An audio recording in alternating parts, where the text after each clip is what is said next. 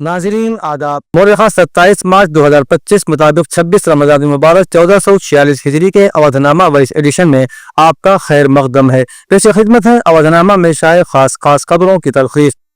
Supreme court ने बुध को Allahabad high court के उस मुतनाज़िया हुक्म पर रोक लगा दी जिसमें कहा गया था कि एक नाबालिग लड़की की छाती को पकड़ना, उसके पजामा के इजारबंद को तोड़ना, उसके पल्ले को नीचे घसीटने की कोशिश करना इसमत दरी की कोशिश के जुर्म के मुतरादिफ नहीं है। जस्टिस BR गवाई और जस्टिस AG मसीह की बेंच ने इस मामले का अज खुद नोटिस लेते हुए इलाहाबाद हाई कोर्ट के फैसले से सख्त इख्तिलाफ किया और उसे हैरान कुन करार दिया। जस्टिस गवाई ने रिमार्क देते हुए कहा कि यह एक संगीन मामला है। इलाहाबाद हाई कोर्ट के जज की तरफ से मुकम्मल तौर पर इसमें गैर हसासियत सामने आई है। अलविदा जुमा और ईद की नमाज के पेश नजर बुध 26 मार्च को संभल में अमन कमेटी की एक अहम मीटिंग जेर सदारत SDM मुनक़िद हुई। इस मौके पर SDM ने मुसलमानों से वाज़ेह लफ्जों में कहा कि ईद और अलविदा जुमे की नमाज किसी भी सूरत में न तो सड़कों पर होगी और न ही मकानों की छतों पर। SDM ने इस रोक की वजह यह बताई कि ऐन मुमकिन है कि नमाज के वक्त काफी लोग जमा हो जाए और छत बैठ जाए।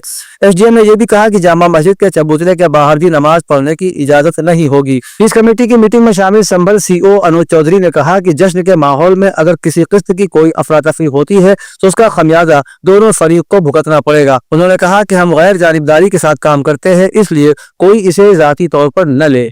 उत्तर प्रदेश के वजीर आला योगी आदित्यनाथ ने कहा है कि रियासत में मुसलमान सबसे ज्यादा महफूज हैं। उन्होंने कहा कि अगर यूपी में हिंदू महफूज हैं तो मुसलमान भी महफूज हैं।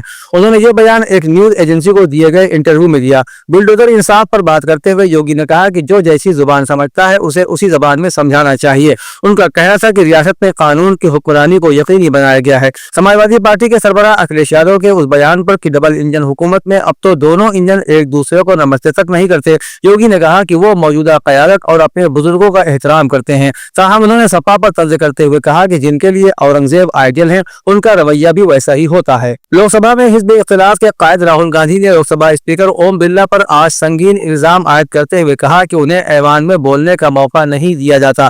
कांग्रेस के रुकन पार्लियामेंट ने 26 मार्च को इस ताल्लुक से कहा कि लोकसभा की कार्रवाई गैर जमहूरी तरीके से चल रही है। उन्होंने ये भी दावा किया कि अहम इश्यूज को उठाने के लिए वो बार बार गुजारिश करते हैं लेकिन उसे नजरअंदाज कर दिया जाता है। राहुल गांधी के मुताबिक जमहूरियत में हुकूमत और हिज़्ब इख्तिलाफ को खास मकाम हासिल है लेकिन इस ऐवान में हिज़्ब इख्तिलाफ के लिए कोई जगह नहीं है। उत्तर प्रदेश के नायब वज़ीर आला केशव प्रसाद मौर्य की क़यादत और रहनुमाई में देही तरक्की का महकमा नए मेयारात कायम कर रहा है और तरक्की की नई बुलंदियों को छू रहा है। देही तरक्की के महकमे की तमाम स्कीमों में उत्तर प्रदेश मुल्क में सरफहरिस्त है और उसे कई स्कीमों में बेहतरीन काम करने पर हुकूमत हिंद की तरफ से एजाज से भी नवाजा गया है। उत्तर प्रदेश की मौजूदा रियासती हुकूमत ने 8 बरस मुकम्मल कर लिए हैं। रियासती हुकूमत ने इन 8 बरसों में देही तरक्की के मैदान में कई तारीखी काम अंजाम दिए हैं। महात्मा गांधी नरेगा स्कीम देही मईशत को मजबूत बनाने में अहम किरदार अदा कर रही है।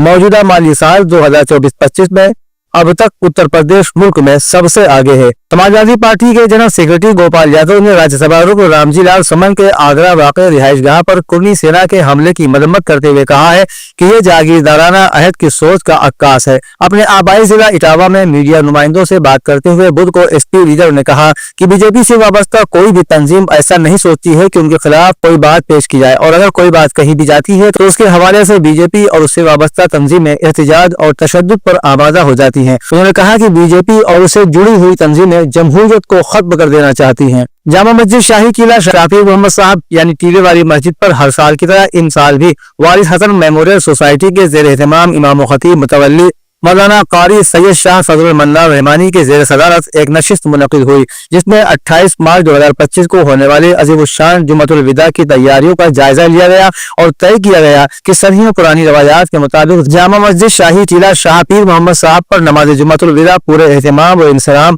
अक़ीदत व मोहब्बत और खुशू खुजू के साथ इस साल भी दिन में ठीक 1:30 बजे अदा की जाएगी। यूनिटी PG कॉलेज बसंत कुंज IIM बाईपास रोड लखनऊ ने मार्च 24 से 26 तक चलने वाली सह रोजा साइकिल सफर के तलबा का जादस पार्क के पास खैर मकदम किया और उनको खाने पीने के लिए पानी, बिस्किट, फल और मट्ठे की बोतलें पेश की गयी। इस प्रोग्राम में लखनऊ यूनिवर्सिटी के डॉक्टर ज्ञान प्रकाश और डॉक्टर सुधा प्रकाश भी मौजूद थे। इसमें कॉलेज के principal doctor Sunil Dhawan, NSS officer doctor GK Dhauriya, college के असातिज़ा और तलबा ने भी शिरकत की। खबरनामा में शायद जहानुमा खबरों के मुताबिक इसराइल के वजीर आजम बेंजामिन नेतन्याहू ने खबरदार किया है कि अगर हमास बाकी मानदा यरगमालियों को रिहा नहीं करती तो उन عسکریت پسندوں کے خلاف کارروائی سخت تر کر دی جائے گی۔ تاہم حماس کے مطابق اگر یرغمالیوں کو طاقت کے ذریعے آزاد کرانے کی کوشش کی گئی تو انہیں ہلاک بھی کیا جا سکتا ہے۔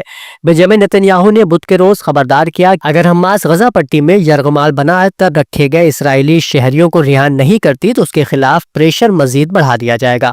انہوں نے تفصیلات بتائے بغیر کہا کہ دیگر اقدامات کے ساتھ ساتھ غزہ پٹی کے کچھ علاقوں کو اسرائیل میں ضم بھی کیا جا سکتا ہے۔ غزہ میں رات بھر اسرائیلی حملوں کا سلسلہ جاری رہا جس کے نتیجے میں 5 بچوں سمیت 12 فلسطینی شہید ہو گئے۔ غیر ملکی ذرائع ابلاغ کے مطابق اسرائیلی فورسز نے جبالیہ میں گھر پر بمباری کی جس کے باعث 6 ماہ کے بچے سمیت والدہ بھی شہید ہو گئی۔ جنوبی غزہ میں رہائشی عمارت اور نصیرات میں مہاجرین کیمپ کو نشانہ بنایا گیا۔ امریکہ نے بیجنگ کے مصنوعی ذہانت یعنی AI اور جدید کمپیوٹنگ کی صلاحیتوں کو محدود کرنے کی غرض سے درجنوں چینی ٹیکنالوجی کمپنیوں کو ایکسپورٹ بلیک لسٹ میں شامل کر لیا ہے اور چین کی مصنوعی ذہانت کی صلاحیتوں کو کم کرنے پر کام کی رفتار کو دوگنا کر دیا ہے۔ CNBC کے مطابق امریکی محکمہ تجارت کے bureau of industry and security نے 80 کمپنیوں کو ایکسپورٹ بلیک لسٹ میں شامل کیا ہے جن میں سے 50 سے زیادہ کا تعلق چین سے ہے، جس نے امریکی کمپنیوں کو حکومتی اجازت نامے بغیر ان کمپنیوں کو سپلائی سے روک دیا ہے۔ امریکی bureau of industry and security نے کہا کہ ان کمپنیوں کو مبینہ طور پر امریکی قومی سلامتی اور خارجہ پالیسی کے مفادات کے خلاف کام کرنے کی وجہ سے بلیک لسٹ کیا گیا ہے، جو بیجنگ کی ایکسا اسکل کمپیوٹنگ ٹیکنالوجی تک رسائی کو مزید محدود کرنے کی کوشش کا حصہ ہے۔ BBC نیوز کے مطابق واشنگٹن نے معاہدوں کا اعلان کرتے ہوئے کہا ہے کہ تمام فریق پائیدار اور دیرپا امن کے لیے کام جاری رکھیں گے جو ایک اہم تجارتی راستے کو دوبارہ کھول دے گا۔ وائٹ ہاؤس نے کہا کہ فریقین یعنی روس اور یوکرین نے ایک دوسرے کے توانائی کے بنیادی ڈھانچے پر حملہ کرنے پر پہلے سے طے شدہ پابندی کو نافذ کرنے کے لیے اقدامات کرنے کا بھی عہد کیا ہے۔ تاہم روس کا کہنا ہے کہ بحری جنگ بندی کا اطلاق خوراک اور کھادوں کی تجارت کے خلاف متعدد پابندیوں کے خاتمے کے بعد ہی ہوگا۔ امریکی حکام ماسکو اور کیف کے مذاکرات کاروں سے ریاض میں الگ الگ ملاقاتیں کر رہے ہیں۔ اس کا مقصد دونوں فریقین کے درمیان جنگ بندی کروانا ہے، جبکہ روس اور یوکرین کے وفود نے براہ راست ملاقات نہیں کی ہے۔